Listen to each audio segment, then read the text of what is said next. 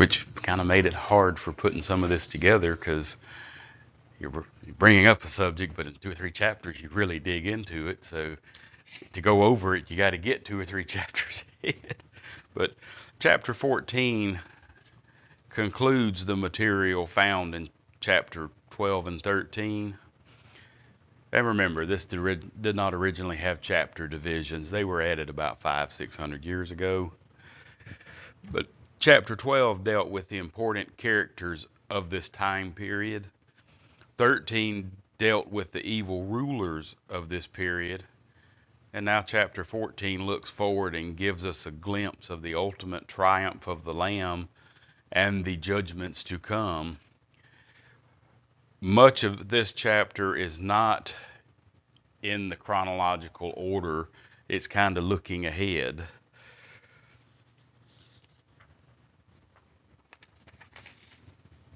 That's my short little introduction for this.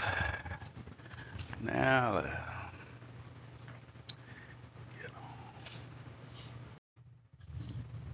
Then I looked, and behold, the Lamb was standing on the Mount Zion, and with him were 144,000 who had his name and his father's name written on their forehead. you notice, going back to the last chapter, we were reading about the satanic trinity and putting his mark on his people.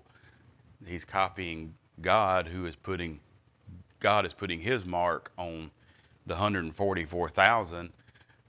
The Antichrist is also running out there. The Antichrist is copying what God is doing for a satanic purpose.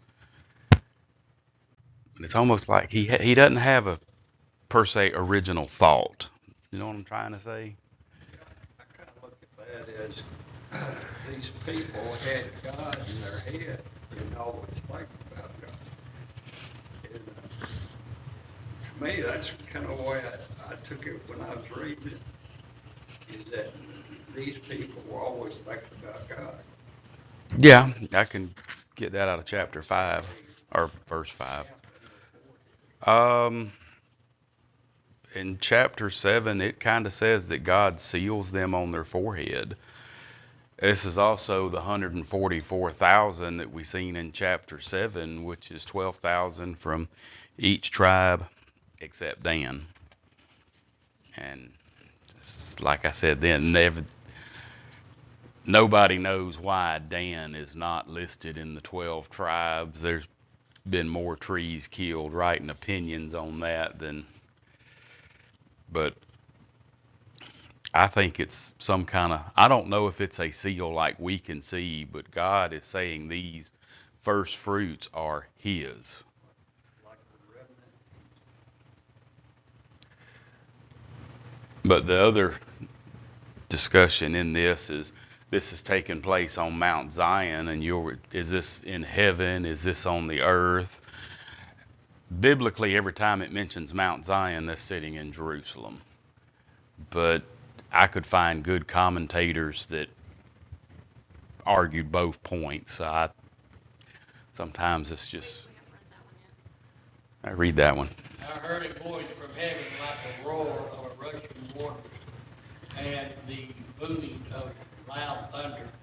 The voice I heard was like harpists playing on their harps. Rushing, you ever stood next to a rushing creek? I just find the comparison odd, that rushing water and the thunder, but they sound like harp, musical.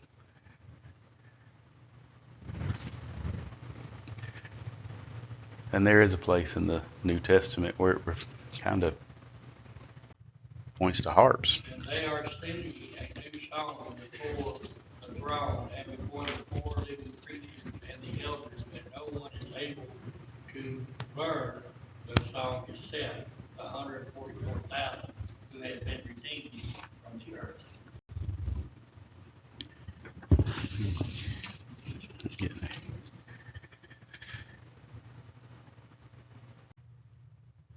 These are the ones who were not defiled with women, for they are virgins. These are the ones who found the Lamb wherever, followed the Lamb wherever he goes. These were redeemed from among men, being first fruits to God and to the Lamb. Okay, I see.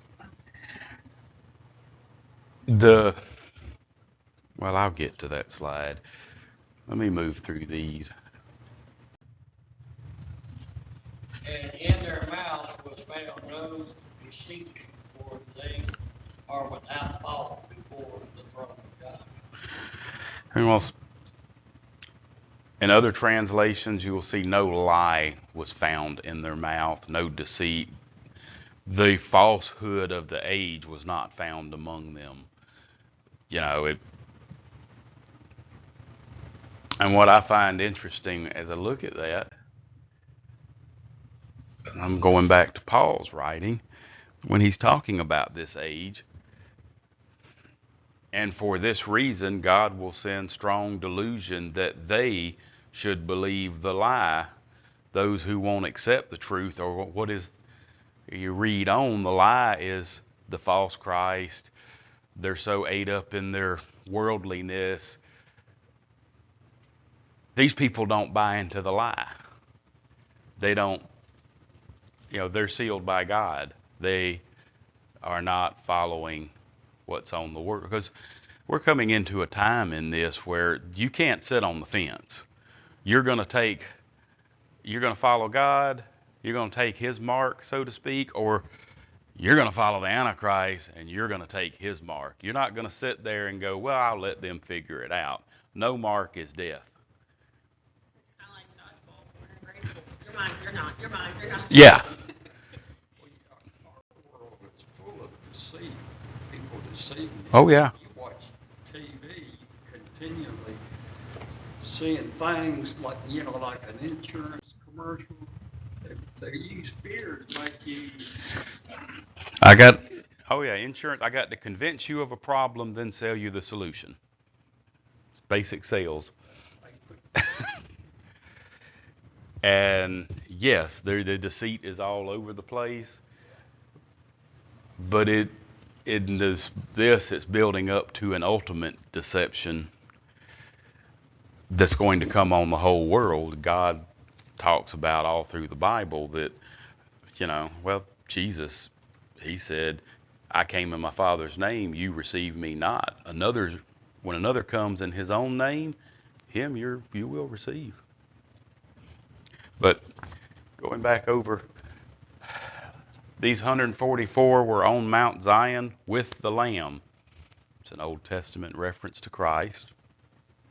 Like I said earlier, there is some debate among scholars. Is this taking place in heaven or on earth? If it's on earth, it's looking forward to the millennium. And I said earlier, there's no reference to Mount Zion being in heaven. It's always in Jerusalem. I would kind of lean as it's a vision of things to come, but I'll let y'all sort that out. I've read through quite a lot of opinions, and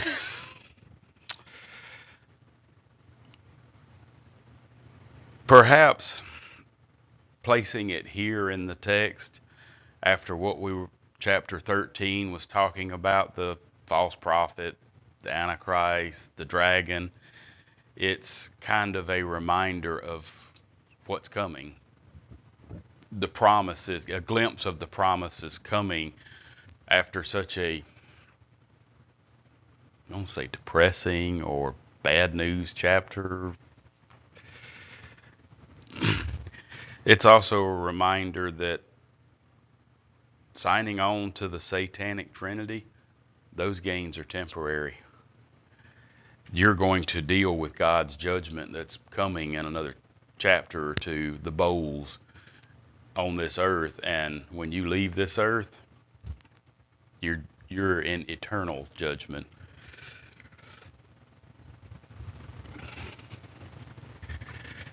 And in this case, God is going to bring those who persevered in him and bring those into his new kingdom. I said earlier, this is the 144,000 from chapter 7. Here we learn a little more about them. They are totally devoted to following Jesus. They are not sidetracked by things. Now, Dr. Frukenbaum, which I'm going through his book, Footsteps of the Messiah, with this, he notes that the severity of the judgments and the events going on, the persecution, will not be conduent for people to marry and have kids. So, that may be why, one of the reasons these are, quote, virgins, they're not married.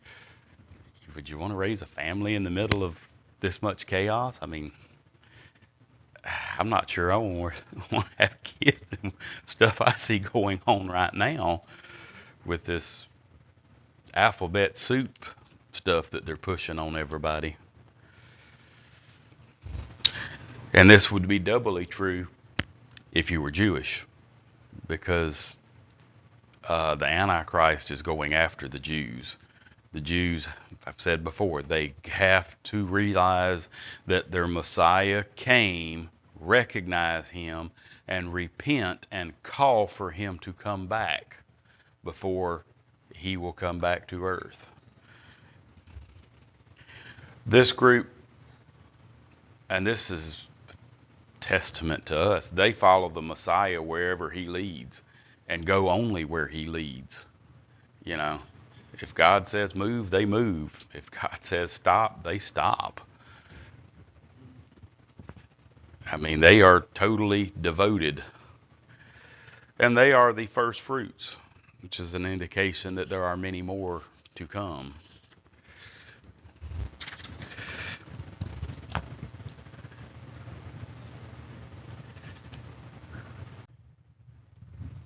Then I saw another angel flying in the midst of the heavens, having the everlasting gospel to preach to those who dwell on the earth, to every nation, tribe, tongue, and people.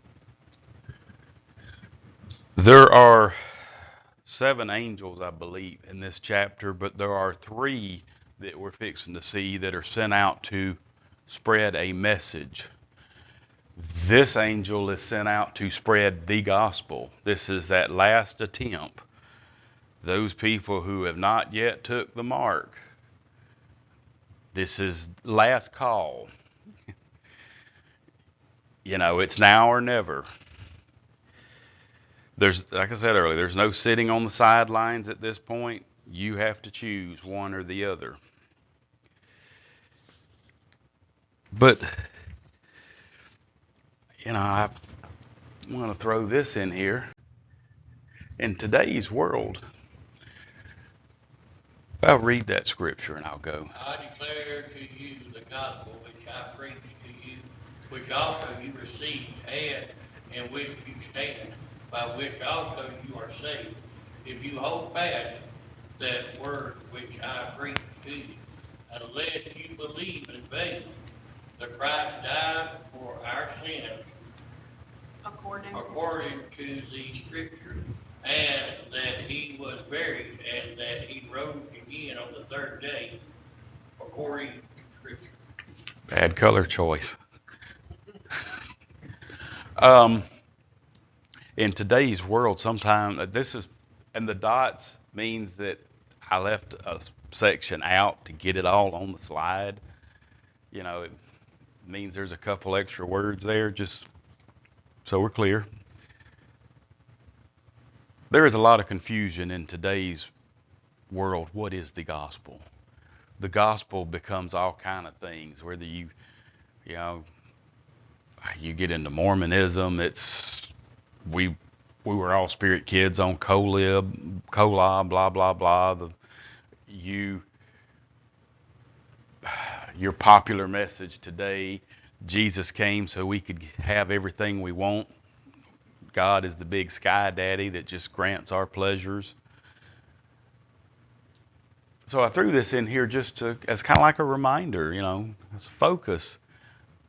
And notice the gospel you received, you stand, in which you are saved if you hold fast. The gospel summed up, Christ the Messiah, He died for our sins. He was buried and he rose again. And the part that's the poor color choice is repeating, according to the scriptures. And when these letters were wrote, the scriptures were the Old Testament. This Corinthians didn't exist. Paul was writing it. So he's pointing to the Old Testament that was wrote and finished about 400 years before Christ, give or take, that was all prophesying that the Messiah would come, he would die, he would be raised. These are the things they have their faith in. And as I look at this, think of ways our modern society attacks these highlighted points. I mean, anybody? A lot of times the gospel is what, quote unquote, we make of it. It's Yeah. my image and what I want, me, mine, I, instead of what he says it is. Christ-centric versus us. The scriptures. You think the Bible gets attacked today? In church and out of church. There's lost books that were rejected by the Council of Nicaea. And if anybody ever says that, they know nothing about what the Council of Nicaea was about. They're repeating something they've heard. Because the Council of Nicaea did not vote on what books we're going to keep and what books we're going to throw away. Most of the books that were rejected, if you get to reading early church fathers, they are well known, they're not secret, and they were rejected outright for a reason. And if you read them, you will immediately, this is a different Christ. I could read some different, like the New Living Bible or whatever. I don't get the same. I don't get the same out of it as if I was reading King James and praying for understanding. If it wasn't translated into anything, and I went back into somehow or another, I could read Hebrew, and pray for the understanding.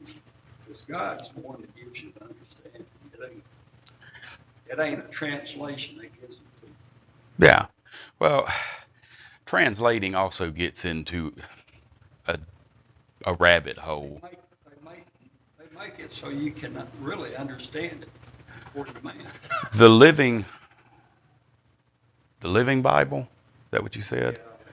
Yeah, That is more of a paraphrase, and you have a hierarchy in translations. Okay, words don't perfectly translate from one language to the next. You're not going to find a word that perfectly carries over, but that's why you have to pray for them. well, I mean, the King James, the NASB, there's a couple others. They are a word-for-word translation. They try as close as possible to bring the word into English. When you get into like the NIV, it's a thought for thought. It's like you read the sentence and then write down what it says.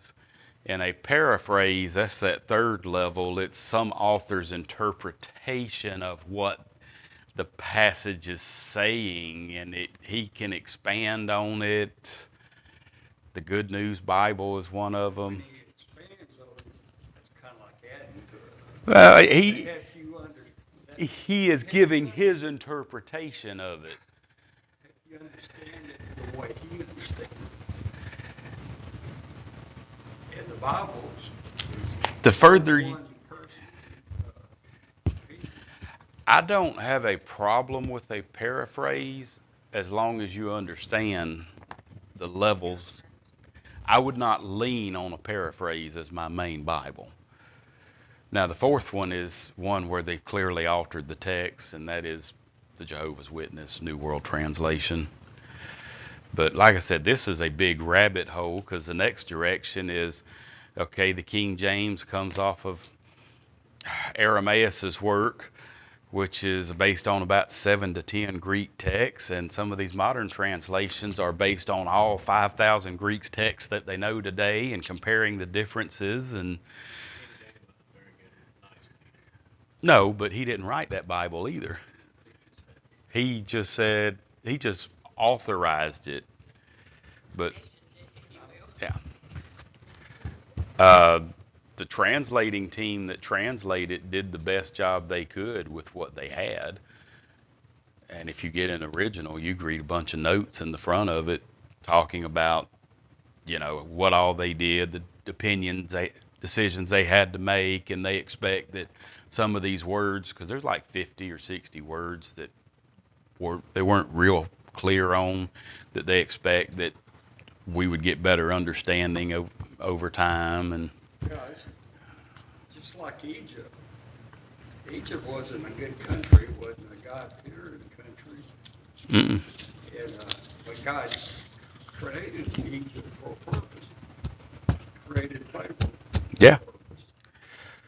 but I'm brushing a wide area. I could spend a couple hours talking about textual criticism because, see, I had to go search out the answers to the questions. I mean, I even started learning Greek to start understanding this stuff. And most of the arguments you will see people make over different translations, they don't understand Greek. A lot of times when I'm reading King James, and if you compare it to the New Living Translation, the word that's put in place of the word that's not there means the same thing, it's just said differently. Well, to me, a paraphrase has fluff in it. I have to look up the definition to see if What they it changed means. it or if it's Yeah. the same. A lot of times the words that are different in the other Bible just makes it easier for common people like me to understand and pronounce. Or some of them big old words I can't pronounce. Yeah. I like the other Bible because it gives you a word on my level. Well, that's the NIV. The original That's the only way I can. the original NIV is wrote on a seventh grade level. It's one of its purposes was for teaching people English overseas Oh, wow. Yeah, because I can use this to teach you English. and teach you the Bible at the same time. But I I use a thought for thought, but if on my studies I lean towards as word for word as close as I can, because even in a thought for thought, there are points where the translator is making a decision and he's reflecting his opinion of what the passage says. The closer you can get to a word for word, the closer that you have to interpret. You're not coming off of somebody else's opinion. But if you really want to get that deep into it, I start learning Greek and Hebrew. That part. I don't want to go that deep. I barely get to what I've got now. What I'm saying, John, is that if you really want understanding, you got to pray for it. And God gives you wisdom. The problem I have with that is if I pray for that and then like a Joseph Smith event happens, you should not accept me. Because Joseph Smith, if you read in the Book of Mormon, it says, pray over this and God will confirm this. But I can sit here for the next 2 hours outlining problems with the Book of Mormon. So I know what you're trying to say, but I can see a stumbling block in it. Because if you can get if you can get through the whole thing, I congratulate you. Yes, because it's like every other word came to pass. He left and it came to pass. If you're familiar with the King James, you can see that the guy was trying to copy the King James, but does not understand Elizabethan English, and ye in the King James is plural. I'm speaking to ye, not you, ye. Okay? If you understand that when you read that in the King James, it'll open up meaning. If you get in the Book of Mormon, I told ye that ye should go over here, and it's talking to one person, and I told you to go here, and it's talking to a bunch of people, and it came to pass that I walked across the street, and it came to pass that when I walked across the street, I opened the door, and it came to pass when I opened the door, I stepped inside. That is how the Book of Mormon reads. It's very, very hard. At one point, he goes into the temple to steal the brass tablets.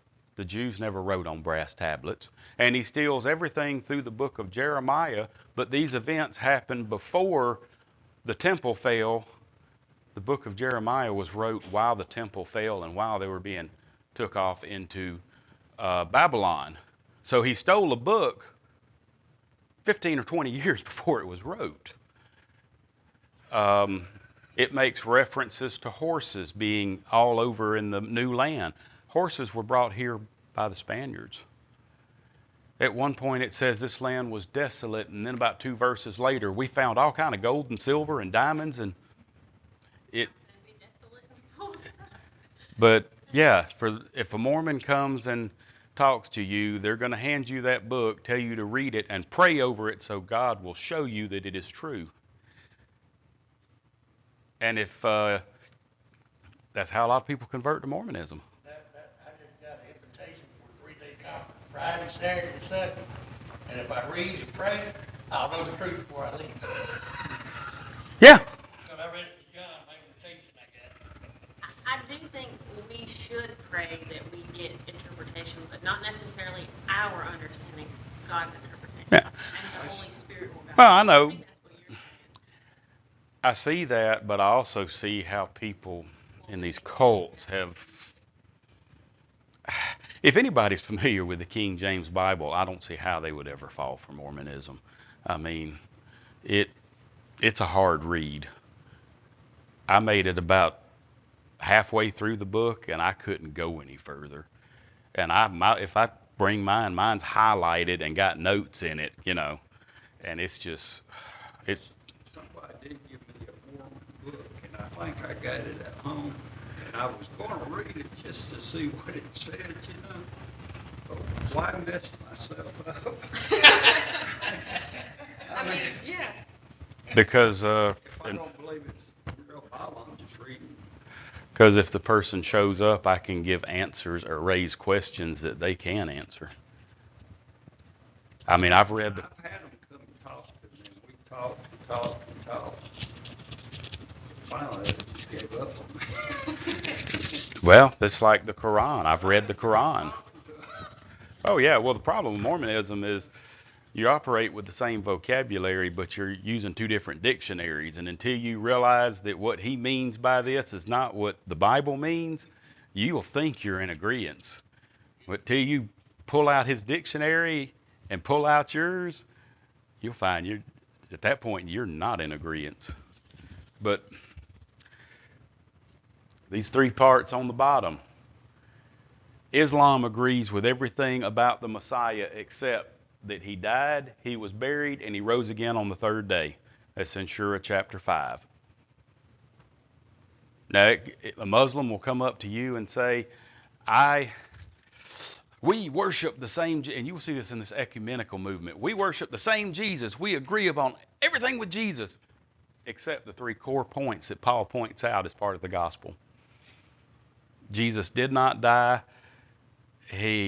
God fooled all his believers by killing someone else, made him look like Jesus and putting him on the cross. He is the Messiah, but he's not their Savior, yes, which shows they really don't understand. Yeah, you have to pay for your own. It's called the scales in Islam, but yeah, Islam calls him the Messiah. He's born to Moses' sister. Yeah, he's born to marry him. Up against the palm tree. Yep.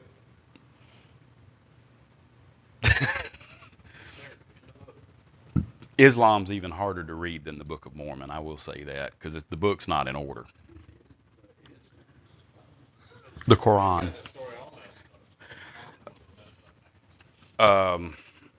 Most of the stories you see about Jesus are pulled out of the gospel that, quote, were rejected the Gnostic Gospels, and it has stories like Jesus creating doves as a child and blowing on them and they're coming to life, and these stories that have no biblical significance. Mary being given birth under a palm tree. In Islam, Mary is the sister of Moses and Aaron. What I do find interesting is every other religion, and it doesn't matter, Islam, Mormonism, whatever, you name it, always takes some type of the biblical truth and twist it some way, form, or fashion Yeah. to reflect what they want, which just further proves to me that we have to know that book. Yeah. Because if we don't know what the book teaches, how are we going to stay true to God and not be dissuaded off into these other shoots of Christianity?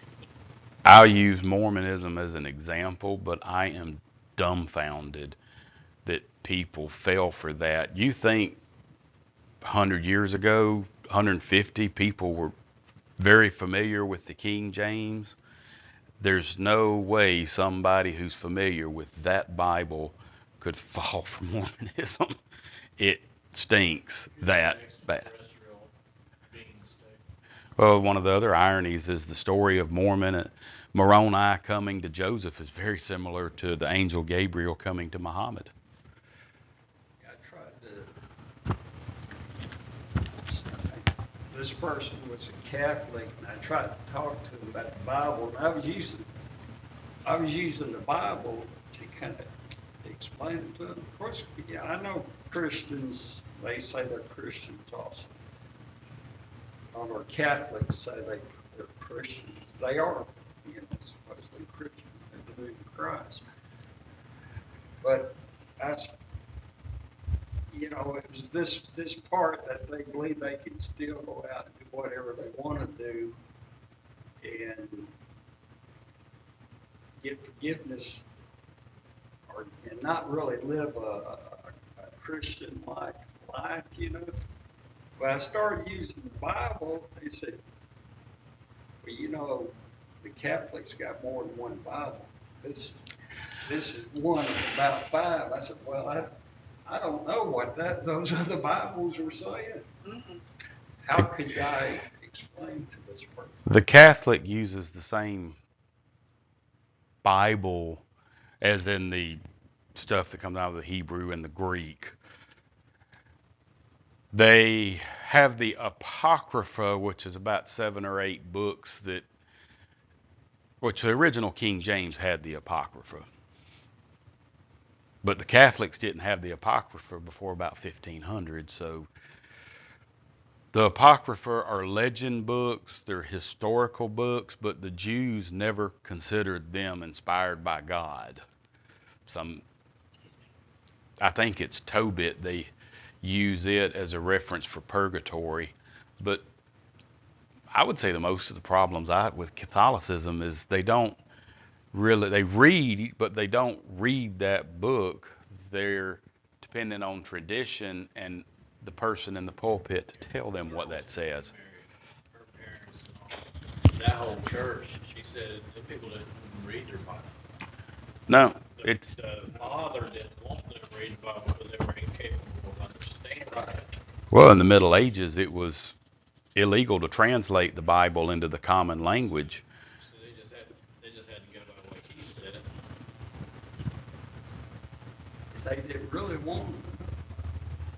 Well, that's a method of control.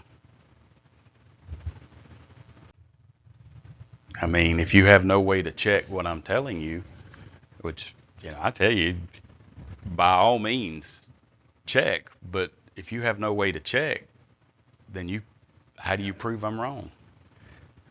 I mean, I'm not the authority.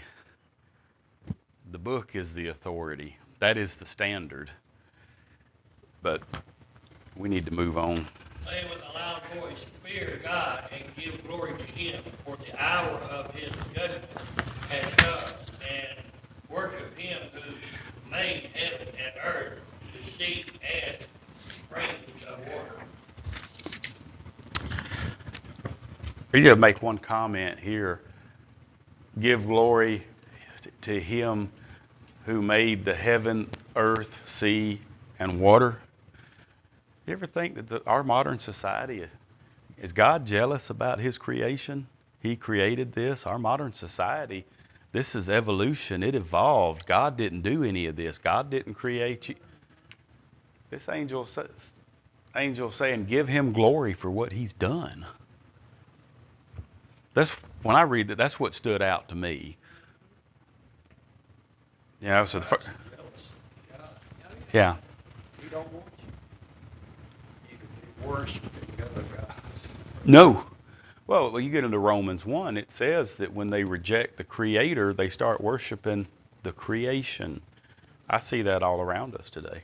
Instead of the Creator. I see it in the global warming movement, honestly. We're worshiping the earth. The animals we were talking about earlier that you can't hurt, they're protected and they're flying into the windmills. I was talking to John, and then last night there was a thing on the internet, where now they're growing chicken meat without having to have a chicken houses for the slaughter of poor innocent chickens. They're growing it in dishes, and the FDA has done approved it. So they're going to start producing. I have 20 or 30 years from now, they realize they really messed up. Well, the one study on already, the chemicals that they use to do this growth is more hazardous than everything else. We're entering a strange new world. They said they're trying to end world hunger. How will they end world hunger by killing everybody? If there's nobody around, there's going to be world hunger. Go ahead. And another angel followed, saying, Babylon is fallen, its family fallen, the great city, because she has made all nations drink of the wine of the wrath of her. Fornication. This is going to be the subject of chapter 18. This is in order to really get into this, I have to jump forward to 18. So I'm going to choose not to do that till we get there. But this is alluding to what's going to be discussed in chapter 18. For now, the angel is warning that worldwide capital that belongs to the Antichrist, whether it's actual Babylon or the system, it's chapter 18 discussion, is scheduled for destruction. That's why I say there's several points in here. It's like it's alluding to stuff that's going to happen in another chapter or two. So Then a third angel followed him, saying with a loud voice, if anyone worships the beast and his image and receives his mark on his forehead or on his hand, he himself shall also drink of the wine of the wrath of God, which is poured out full strength into the cup of his. And You can do it. 10. and the nation. Yep. It was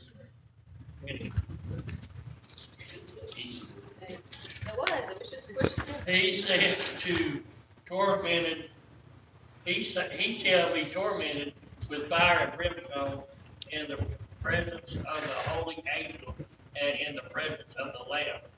And the smoke of their torment ascend forever and ever. And they have no rest day or night who worships the beast and his image, and whosoever receives the mark of the name. So here we're referring back to the last chapter, but just to recap, the first angel is running around spreading the gospel. Come to Christ. He died for your sins. Accept him. The second angel, this system is about to be judged. Babylon will be falling. You're fixing to be judged. The third angel is telling you what's going to happen to those in the Babylonian system. In the Old Testament, they talk about images, worshiping statues of images and stuff like that. That did not talk or anything. This image here will come to life. somehow. And it kind of makes me think of what this AI.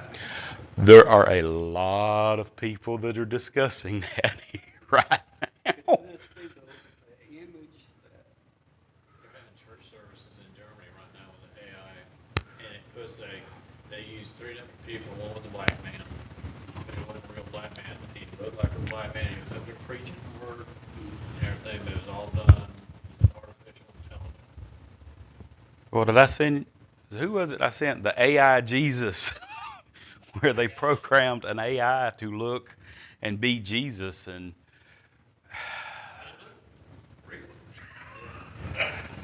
we're there is a lot of discussion in the last couple months about that topic right there.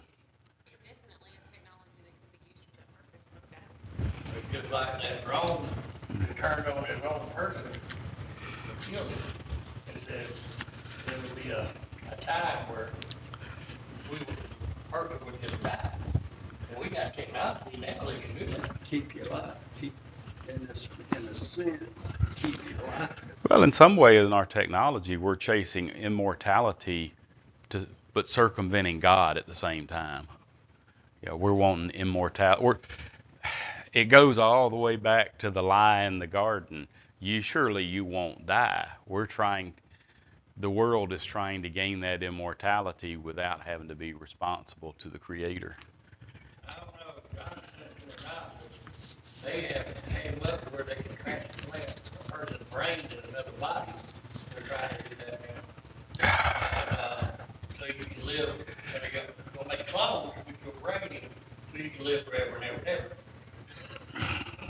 If they can make chicken in a petri dish and cook it and you eat it, There you go. The and direction, create a human body.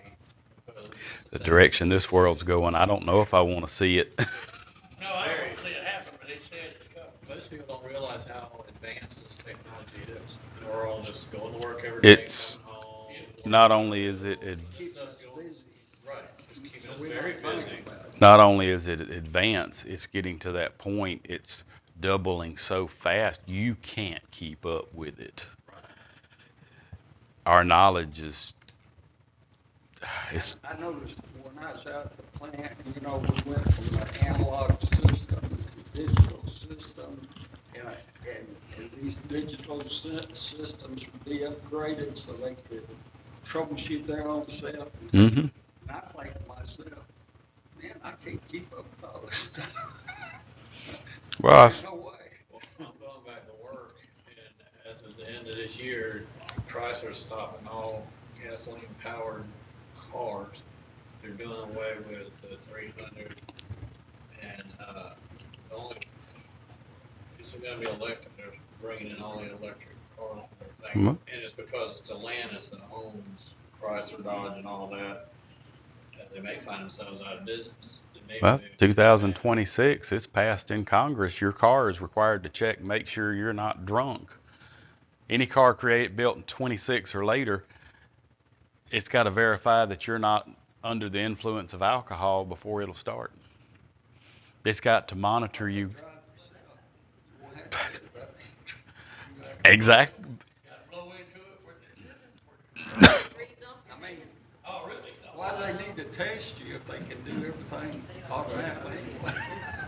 The little Fiat 500, that little stupid looking car, it'll make you a latte coffee.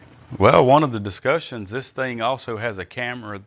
Some of these designs have a camera looking at you and it's sending data somewhere. And the legal argument is who gets access to that data?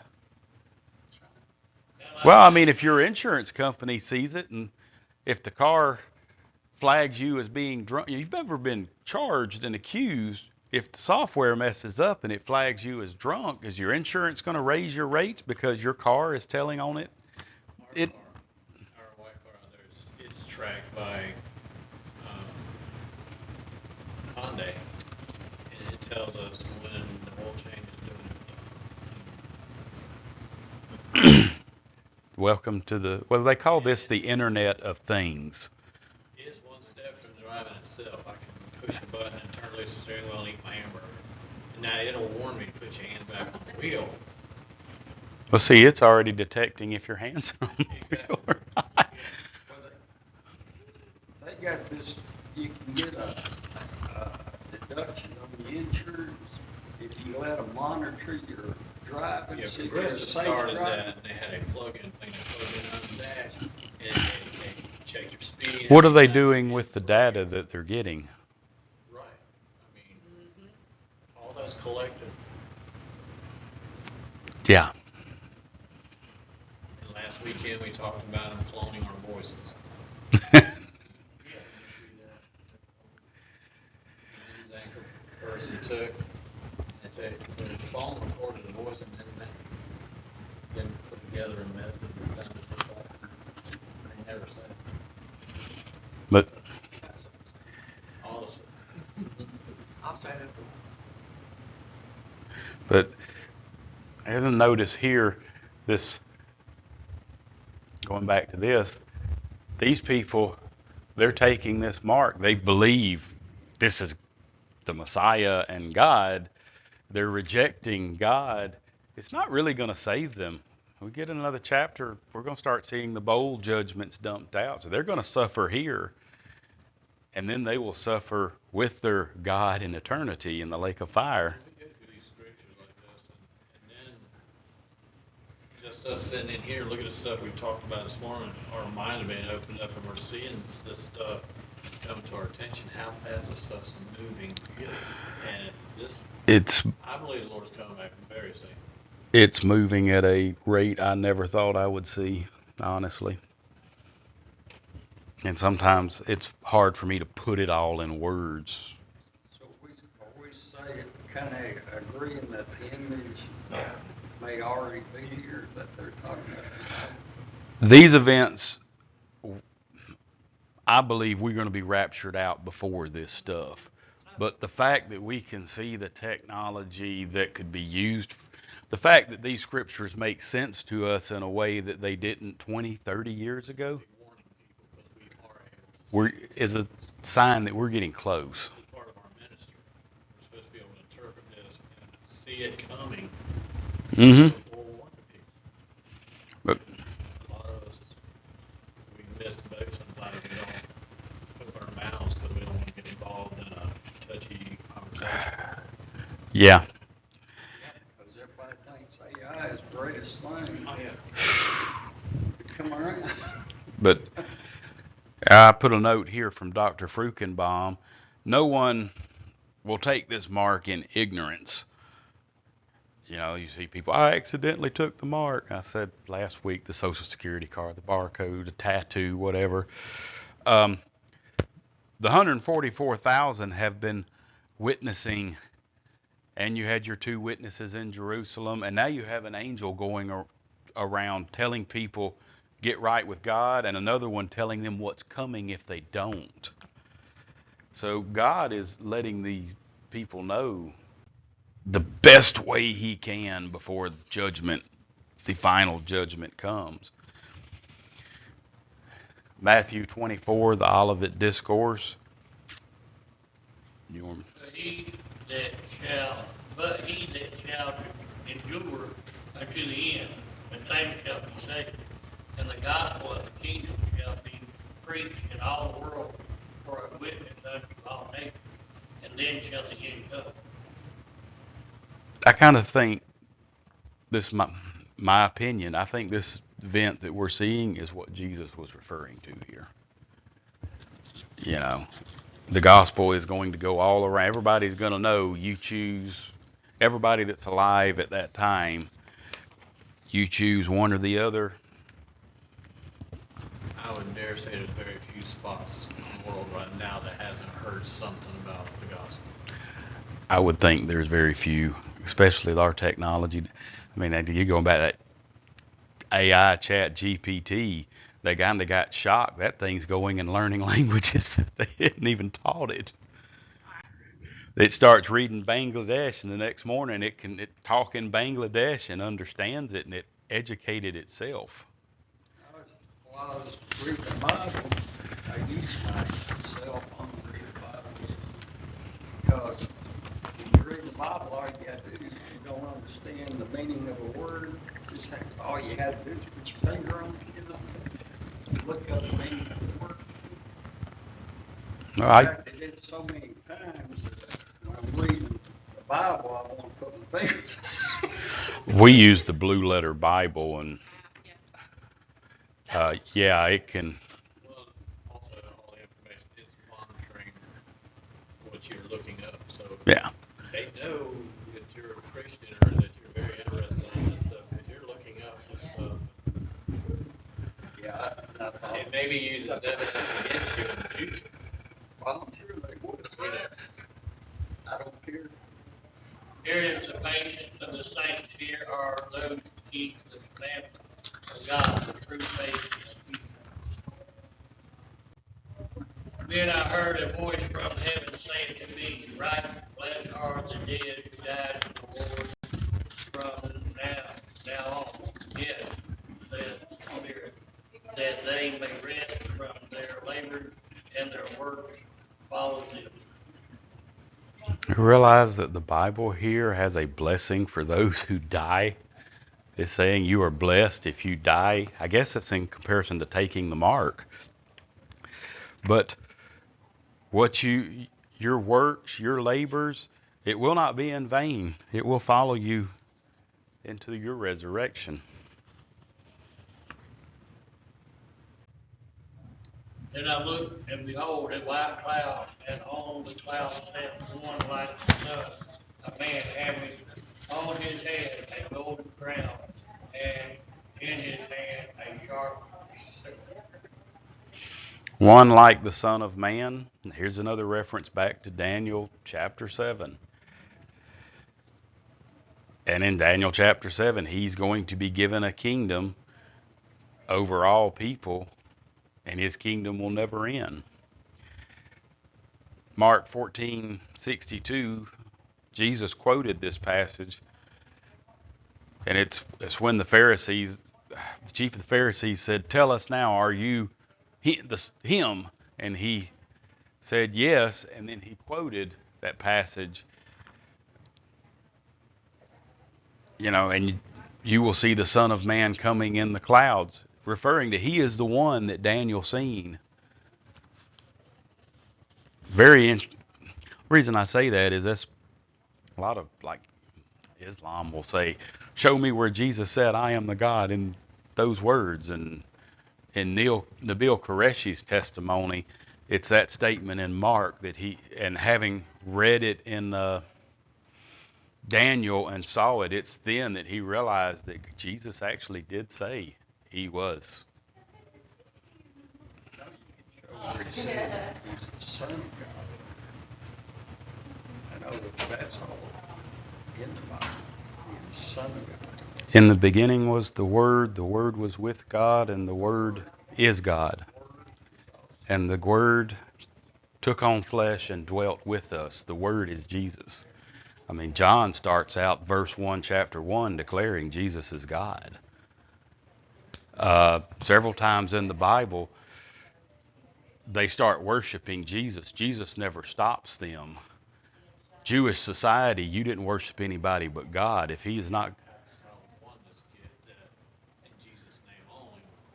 God was just a title. The Holy Spirit was just a title.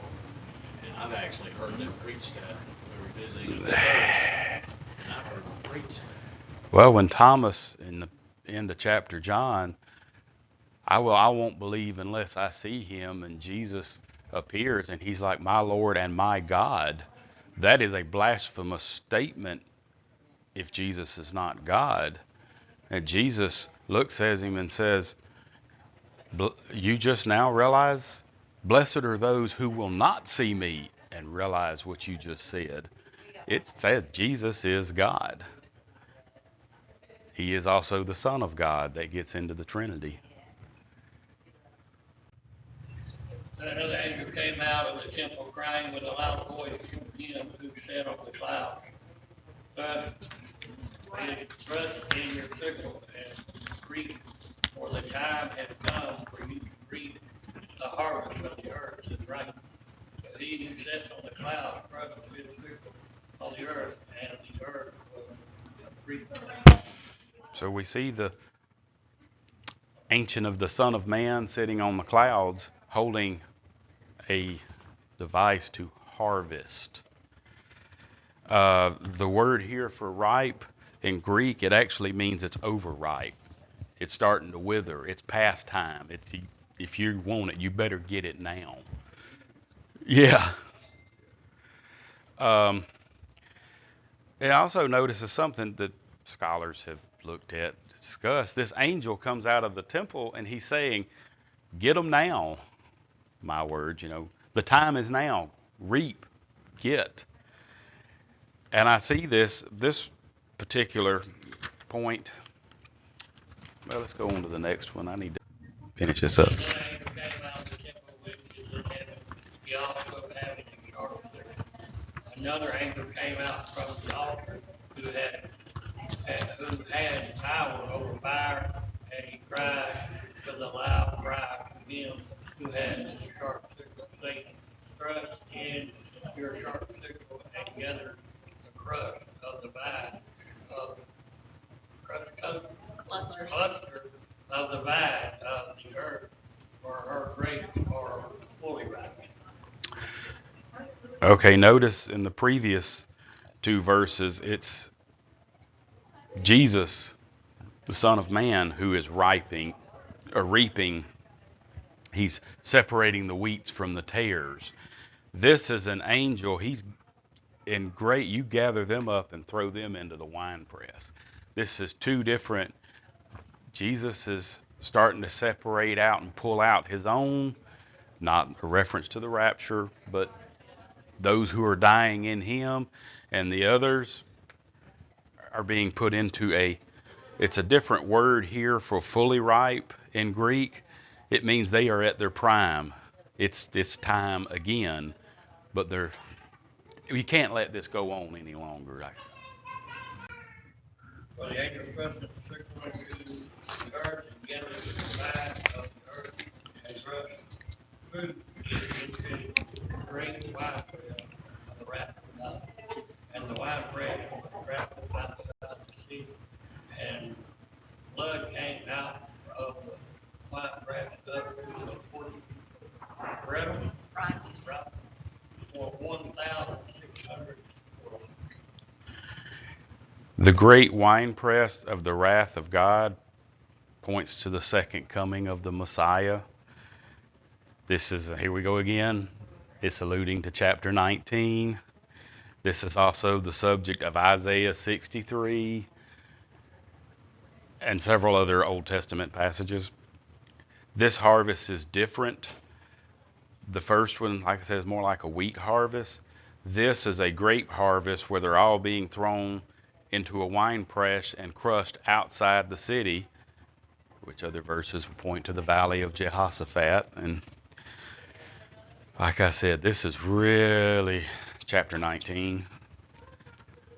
And that's going to take a lot of beating out. That may take 2 or 3 weekends to get through chapter 19. In verse 18, it talks about the cluster of the vine, or grapes are fully ripe. Mm-hmm. Cluster, I would assume, is grapes. Because it's kind of threw me when I read it. It says the angel trusted. So it's almost like the angel stuck, got the right grapes and threw the vine into a wine